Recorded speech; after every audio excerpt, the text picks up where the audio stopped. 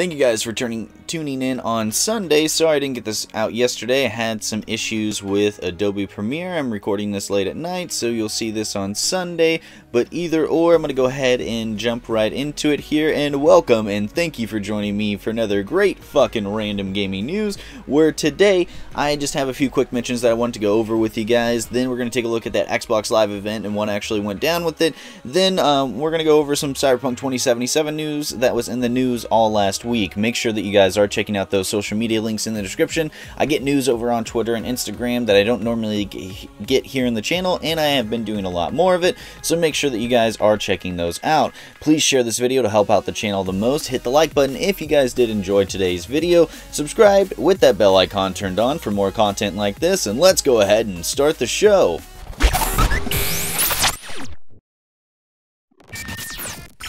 So first up here for the quick mentions, we have GTA Online in the news again, because, you know, last week we talked about how they were giving away $500,000 and that it wasn't a whole lot, and you can go buy an alien suit, either green or purple, and have a unique gang war inside of the game between those two. If you bought the green one, you can beat up the purple, and vice versa for the purple color. Well, it would seem now that with everybody kind of jumping in and buying that they're just giving this suit away for free. So if you have a GTA Online account, go ahead and check that out so you guys can pick up your sweet, I got purple, so if you want to come join my gang, you want to get that purple alien suit. So next we have Call of Duty and Activision in the news here, because it would just seem that with all the hell that's going on in the world right now, that for whatever reason they've figured out how to continue making games and continue making content for their live service games that they have already. And I just thought that would be something that's of note, because places like Japan are really struggling, like Nintendo is really struggling with continuing to make games while working from home, versus, you know, here in the States I really feel like we've kind of got that down packed a little bit. You know, in places like CD Projekt Red, you know, those have also figured out how to actually keep games on track. So I just wanted to mention that, because you know, we also got some more news saying that we're getting some extra content coming to the Modern Warfare and still getting that mainline title this year. So with them still pushing out, you know, content for a game that's already out and making a new one, I just wanted to make a quick note of that. And lastly here we have golf in the news, but why? Let me see. It says right here that Golf Club 2019 is free right now over on Steam for a limited time. Okay, so that's why it's in the news. So if you guys do like golf and you want to go pick that up over on Steam, why don't you go ahead and check that out. They have it free for the next 6 days, so that'd be something that, you know, if you guys are interested, go pick it out. I picked it up just for shits and giggles. I'm going to play a little bit of it tomorrow on Sunday, after, you know, I do some Mother's Day stuff and all that stuff. So let's go ahead and talk about that Xbox Live event. I'm not going to give you a lot of my opinion. If you want that, that's going to be up there. But the Xbox Live event happened this past Thursday and did leave a sour taste in the mouth of many people that were watching it, and left Xbox and Microsoft and all the third-party people that showed up to actually scramble and, you know, apologize for things, because this was, you sold to us that it was going to show off some third-party games that were going to show off the actual graphics and the gameplay and how the console can handle a lot of things, and we did get some of that in the way of, you know, the first game that was shown up. You know, it looked really good. It kind of, you know, caught the audience's attention, but as it kind of went on, it was just more cinematics and more cinematics. And then now we even have Ashraf Ishmael, the creator of Assassin's Creed Valhalla. He actually put out a statement over on Twitter saying, "Hi all. You rightfully expected to see more today. We have a long marketing campaign ahead of us. You will see in-depth gameplay and get a lot more info about the game.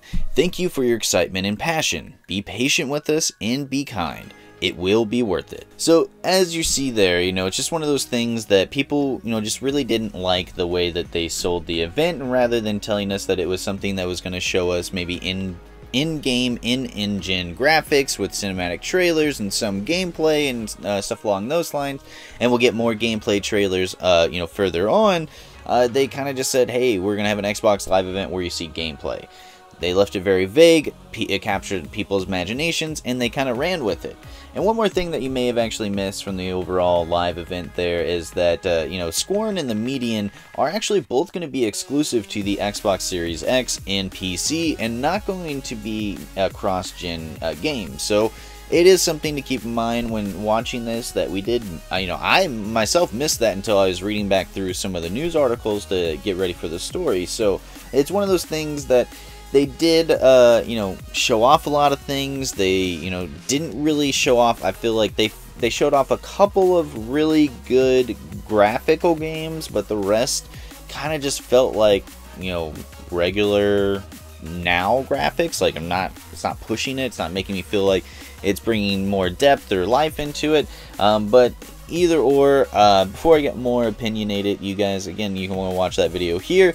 But let me know what you guys thought about the Xbox Live event. Were you disappointed in the Xbox Live event like most people? Leave those thoughts down in the comments below. So recently, we got Cyberpunk 2077 back in the news here, and the reason being is because it got a rating from the ESRB, and basically that's the rating board for, the video games across the world, and it did, by no surprise, get that M rating on it there, which is something that the developers wanted because they're trying to tell more adult stories that aren't really geared towards showing kids some of these things, like being able to customize your genitalia. That's right, in this long paragraph that you're seeing here on the screen, this is actually coming from the ESRB and why they gave the game a mature rating. And one of the things that stuck out to people the most was customizable genitalia, where you can make your character transsexual if you would like, where you can be, have male parts with girl upper parts, and do kind of whatever you'd like. I don't know exactly what the genitalia,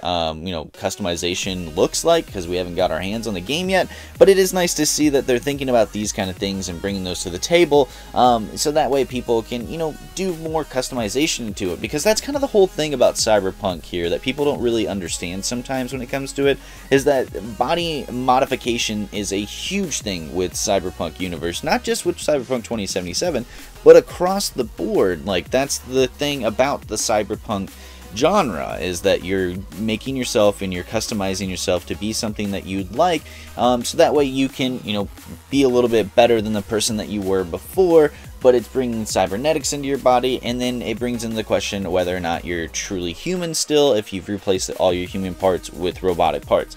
I'm not going to get into that whole big discussion because we have another part that I wanted to go over about this ranking.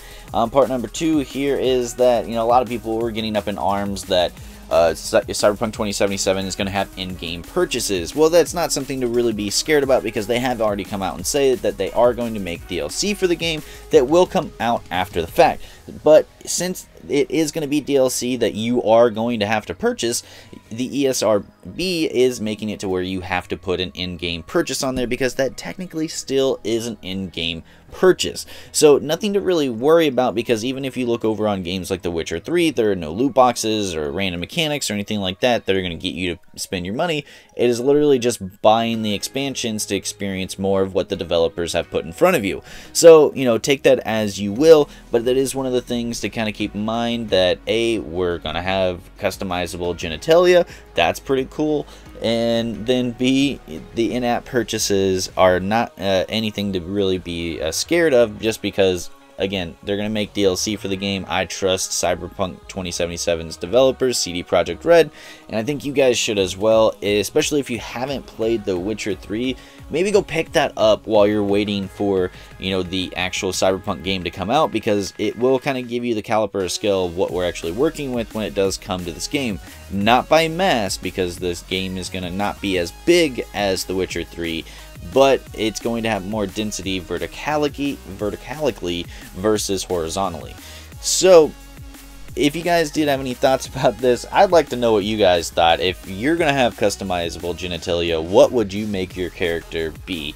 I personally probably still just going to go with a dude and then a girl on my second playthrough, and probably, a transgender male or female. I don't know. We'll see whenever I get to my third playthrough. But that's kind of the way that I play games. I play it through as a male to kind of pretend that I'm the person, and then a female just to have fun with it.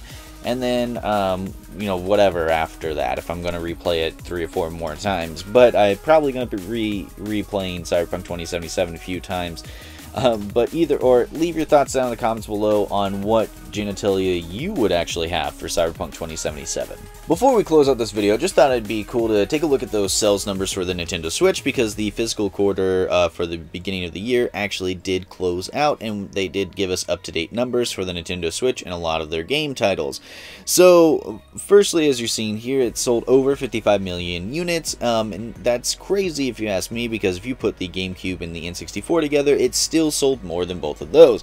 The hardware itself, the software itself, is pushing it pretty far as well. There's only a few Nintendo consoles that did sell better than the Nintendo Switch, so I really feel like we could see the Nintendo Switch go over, a 100 million console seller, because they're actually still saying that the Switch is only halfway through its life cycle. So with the game console only being halfway through its life cycle and having a 7-year span, and we're only seeing, the first 3 years, 3 years since the game console, the Nintendo Switch has been out, then, it's pretty crazy to think that this console might beat out any of the other consoles that they had, maybe even the DS that's still selling strong even today, as they've discontinued it. Another thing to keep in mind here is that we have Animal Crossing selling a lot of copies in just the last 11 days of the month. And this is nothing that's new for Nintendo, as most of the games that they've come out with in the past 3 years here for the Nintendo Switch have sold a lot of games right up front whenever they come out here. I even bought the Animal Crossing New Horizon myself, and was going to buy it, some others, and but either or, the game itself just in 11 days sold 11.7 million copies, and about 13 million copies in total since the game has been out. So it's just crazy to think of that Nintendo is still bringing in that kind of user base, even though their console is not as powerful as the Xbox One or the PlayStation 4, and it won't be as powerful as the Series X or the PlayStation 5.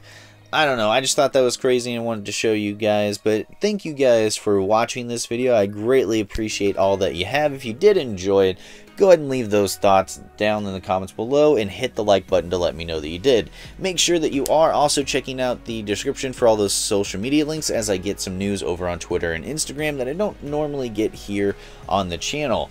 Also, hit the like button, and I'm going to say that twice. This is the second time I'm saying it. Hit the like button, so that way this kind of shows me that you guys are liking it.